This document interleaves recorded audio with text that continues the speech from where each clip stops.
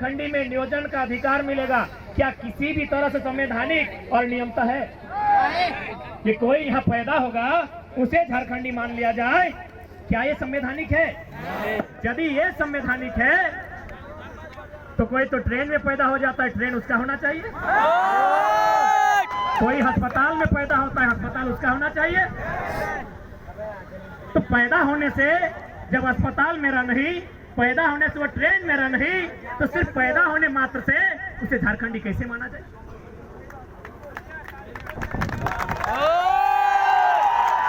वर्तमान सरकार नियम लेके आती है 10वां 12वां पास। अरे हम लोग भी यहाँ पर इतने लोग हैं, कोई मामा घर से, कोई मौसी घर से, कोई फुआ घर से मैट्रिक पास किए हैं ना। तो फुआ घर से, मामा घर से, मौसी घर से मैट्रिक पास करने के बाद क्या मामा फुआ मौसी ने हमको वहाँ अधिकार दिया है? तो मात्र 10th और 12th पास करने से पूरे भारत के लोगों को झारखंडी मान लेना कहाँ का इंसाफ होगा? आज लोग बार बार दुहाई देते हैं कि झारखंड की पॉलिसी असंवैधानिक है।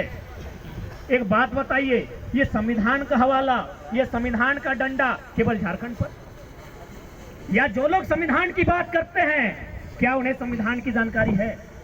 यदि नहीं है तो आप केवल अनुच्छेद 15 और 16 में क्यों रुकते हैं? अनुच्छेद 19 तक पहुंचिए, अनुच्छेद 171 तक पहुंचिए, अनुच्छेद 371 तक पहुंचिए और उसे पढ़िए क्या लिखा है। ये भारत का संविधान बड़ा खूबसूरत है, ये कहता भी है नहीं भी कहता है।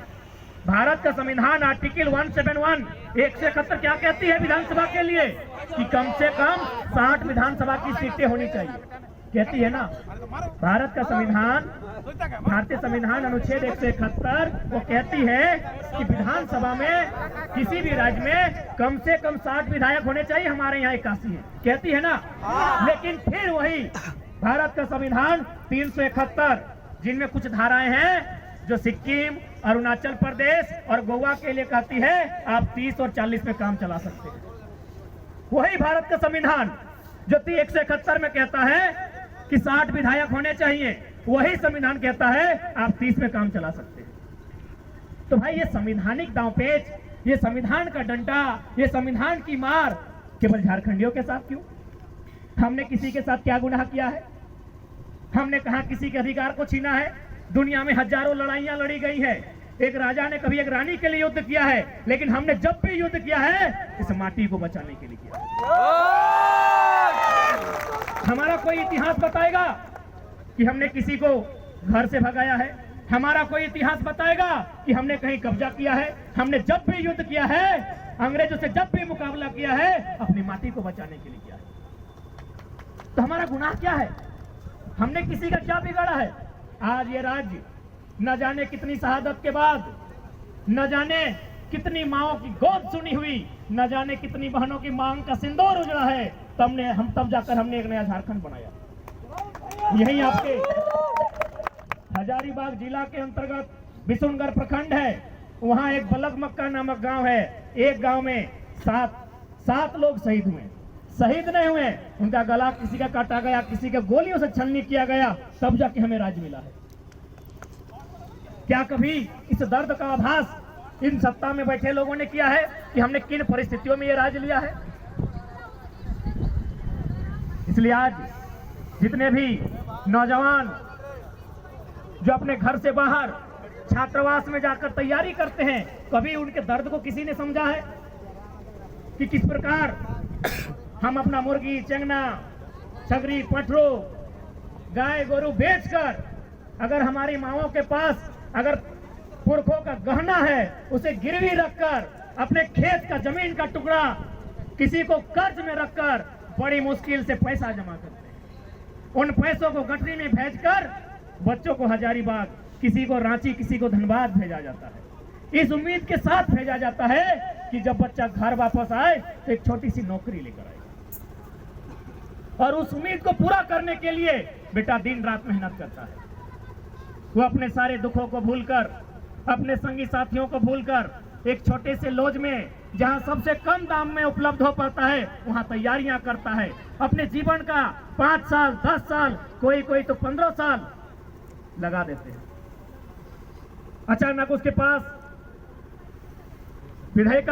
विधानसभा से एक लिखित चिट्ठी जारी होता है कि आपकी सारी परीक्षाएं रद्द कर दी जाती है।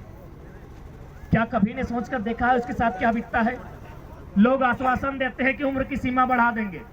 एक बात बताइए, जो लोग थोड़ा सा टेक्निकल एग्जाम की तैयारी करते हैं वे लोग अगर उम्र की सीमा बढ़ा दी जाए तो सक्षम है, लेकिन जो लोग डिफेंस की तैयारी करते हैं उम्र की सीमा बढ़ाकर उन्हें घोड़ा बना देंगे क्या?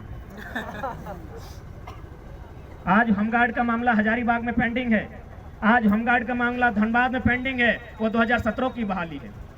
आज यदि आप उनको कह भी देते हैं कि हम आपकी उम्र की सीमा को बढ़ा देते हैं, क्या उन्हें फिर से 5 फीट का हाई जंप करवा सकते हैं? क्या उनसे आप 16 फीट का लॉन्ग जंप करवा सकते हैं? क्या उनसे आप 5 मिनट में 1600 मीटर दौड़वा सकते हैं? तो वास्तव में इनके पास विजन नहीं है, इनके पास मिशन नहीं है, ना इनके पास दूरदर्शी सोच है। इसलिए आज झारखंड के तमाम नौजवानों को, पढ़ने वाले छात्रों को आज एक जगह आकर इस आंदोलन को भागीदारी देना होगा और प्रयास करना होगा। इतना जोरदार हमला हो सरकार पर, या तो सरकार बैकफुट पर जाए या 24 में सरकार कहीं ना रहे।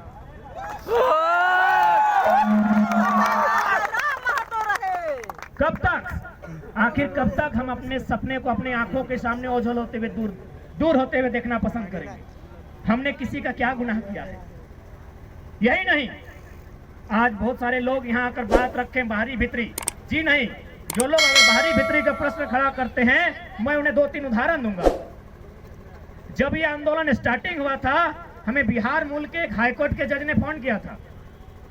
उन्होंने धनबाद के एक वकील को फोन किया, बोला उस लड़का से हमको बात कराओ। उन्होंने वकील को फोन किया, वकील साहब किसी तरह मेरा नंबर जुगाड़ किया, हमको कॉन्फ्रेंस में बात कराया। हाईकोर्ट जो कि